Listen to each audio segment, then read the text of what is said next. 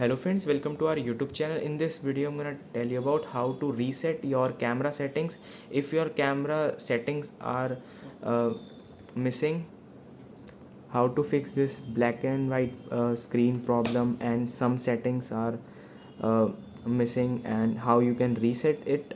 First you have to simply and all its issues, then how you can reset. First you have to open camera settings, and here it is the arrow button. Click on this arrow, and here it is settings at the right side corner.